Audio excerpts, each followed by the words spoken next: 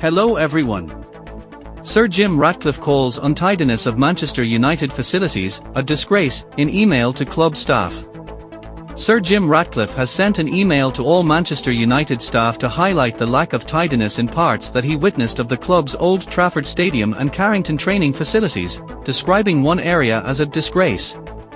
Ratcliffe and his company Ineos completed their purchase of a minority stake in United earlier this year, with the 71-year-old visiting the club's facilities earlier this week.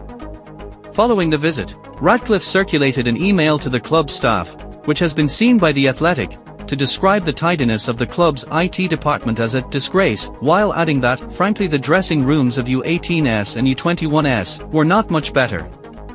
He said that the standards of cleanliness at United's facilities would not be acceptable at Ineos and, "We are a chemical company." Ratcliffe warned that it is unacceptable for an elite sporting organisation to not maintain the highest levels of cleanliness and tidiness, adding it gives a poor impression to visitors including the parents of young footballers, potential signings and the press. It is the latest installment of Ratcliffe's attempts to set a new tone and culture internally with a major focus on performance, standards, discipline and outcomes. Staff were stunned to receive the email on Friday afternoon. The initial response by some was to consider the feedback insulting and over the top, but others told The Athletic they felt this assault on United's standards is long overdue and necessary to weed out underperforming colleagues in the organisation. On Wednesday, it was made clear to club staff that underperformance across an organisation at Ineos would lead to treats like Christmas parties not happening, implying this would also be how it may work at United. Manchester United have been approached for comment by The Athletic.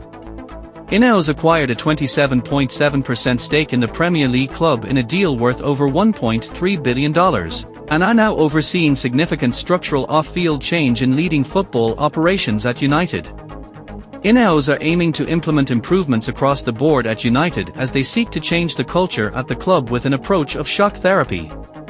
Earlier this week, The Athletic revealed Ratcliffe ordered the club's non-football staff back into their offices in Manchester and London, insisting the work-from-home culture for employees must be ended. Ineos initially appeared to be focusing on football and performance but swiftly concluded that the necessary improvements would also require Ratcliffe's team taking a firm grip of the club's business, commercial and operations arms.